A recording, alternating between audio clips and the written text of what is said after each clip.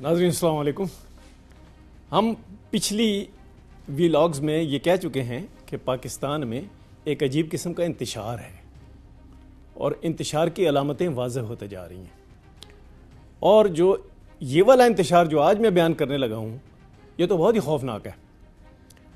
ابھی جو کچھ دنوں سے پینشن کے معاملے پہ کوئی فیصلہ سازی کا عمل جاری تھا. حکومت اور آئی ایم ایف نے آپس میں کچھ باتیں کی. اس کا نتیجہ کیا نکلا یہ میں آپ کو بتاؤں گا آج. لیکن پہلے میں ایک اور بات بتا دوں جو کہ انتشار سے ہی تعلق رکھتی ہے.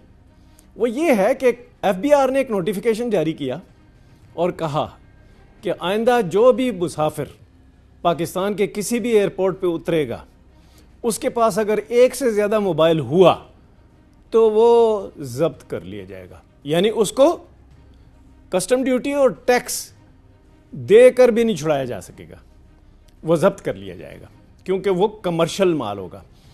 ظاہر ہے کمرشل مال پہ تو ڈیوٹی لگتی ہے, تو یہ ان کو کس طرح سوجھی کہ کمرشل مال پہ ڈیوٹی اور ٹیکس لگانے کی بجائے آپ اسے ضبط کر لیں. کیا آپ جو لوگ گفٹ لاتے ہیں اپنی فیملی کے لیے, دوستوں کے لیے, اس کو بند کرنا چاہتے ہیں؟ کیا وہ جو کمرشل مال وہ لاتے ہیں وہ اتنی بڑی تعداد میں لاتے ہیں کہ اس سے دکان کھل جائے گی کوئی؟ ایسا نہیں ہے.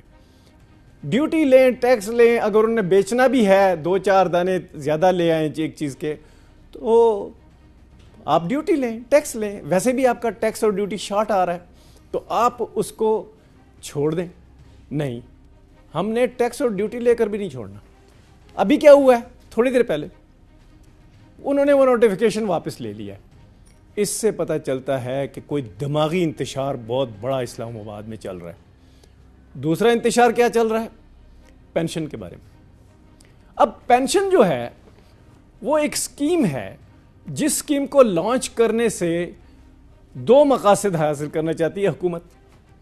ایک یہ کہ جو پینشن فنڈ ہے, جو پینشن کی پوری رقم ہے سالانہ, وہ کم ہو جائے, ہم کم رقم دیں تاکہ ہماری جان چھوٹے. اس کے لیے یہ بھی کیا گیا کہ عملہ بھی کم ہو جائے تاکہ پینشن جب وہ ریٹائر ہوں تو پھر ان کو پینشن زیادہ نہ دینی پڑے.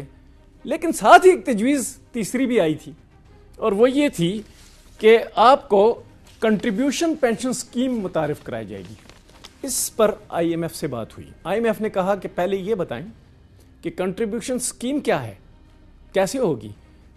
تو انہیں بتایا گیا اور وہ بڑے رف سے انداز میں بتا دیا گیا کہ جو افسر ہے یا عملہ ہے وہ اپنی کچھ رقم جمع کرواتے رہیں گے اور وہ پینشن فنڈ میں جمع ہوتی چلی جائے گی اور وہ ان کو ملے گی, اور وہ جو حکومت ہے وہ اپنا حصہ ڈالے گی.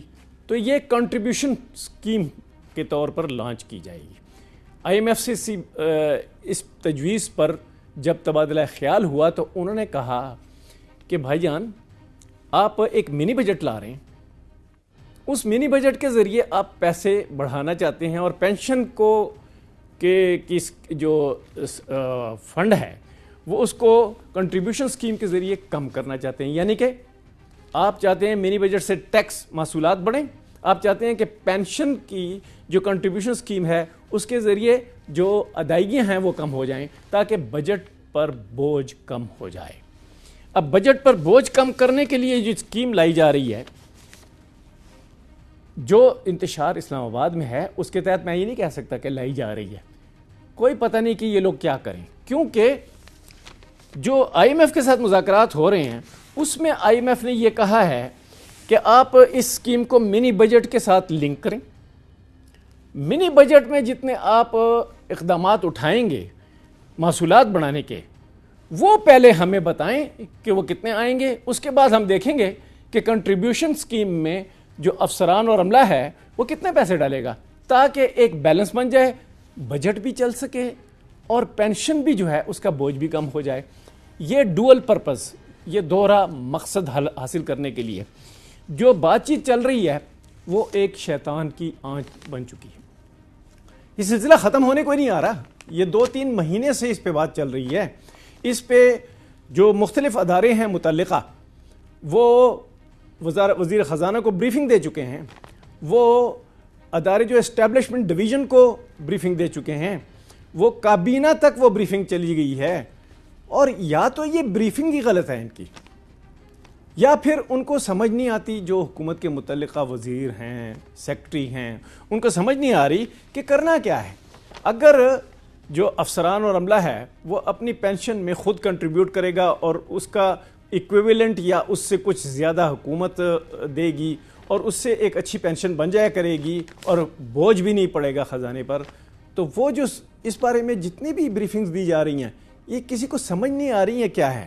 بیچ میں IMF یہ کہہ رہا ہے کہ اگر آپ ہمارے کہنے کے مطابق منی بجٹ نہیں بنا رہے تو آپ منی بجٹ نہ لائیں۔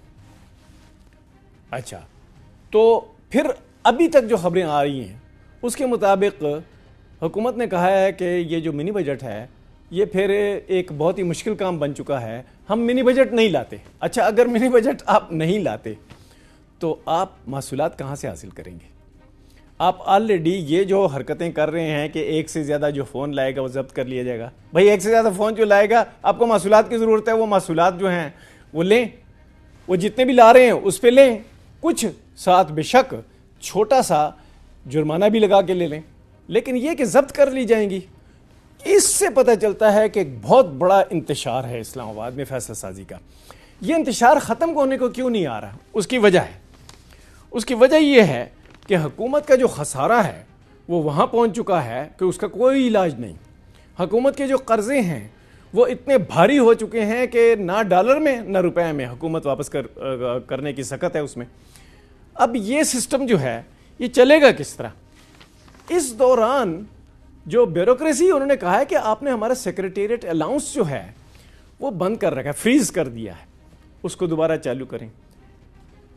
انتشار تبھی ہوتا ہے جب آپ کے پاس ایک صحیح فیصلہ نہ ہو، جب آپ مختلف تجاویز میں پھنس جائیں اور آپ صرف حکومت کے طور پہ کام نہ کر رہے ہوں بلکہ IMF کی امبریلا کے نیچے آپ کو کبھی یہاں سے کبھی وہاں سے تجاویز آ رہی ہوں، تو آپ ایک بھی صحیح مسئلہ حل نہ کر پائیں گے، نہ ایئرپورٹ پہ اترنے والے مسافروں کے سامان کے بارے میں، نہ سیکریٹریٹ الاؤنس کے بارے میں، نہ پینشن کے بارے میں، نہ پینشن کو کنٹریبیوشن پینشن بنانے کے سلسلے میں، نہ ہی پینشن فنڈ کے لیے اور کوئی اسکیم ڈھونڈ سکیں گے۔ مثلا اگر ڈسٹریبیوشن جو پینشن ہے وہ آئی کہ اس میں افسران اور جو عملہ ہے وہ بھی کنٹریبیوٹ کرے گا، وہ جو کنٹریبیوشن فنڈ ہے وہ بنانے کے بارے میں اگر آپ نے حتمی فیصلہ کر بھی لیا تو اس کو آپ گنتی میں کیسے لائیں گے؟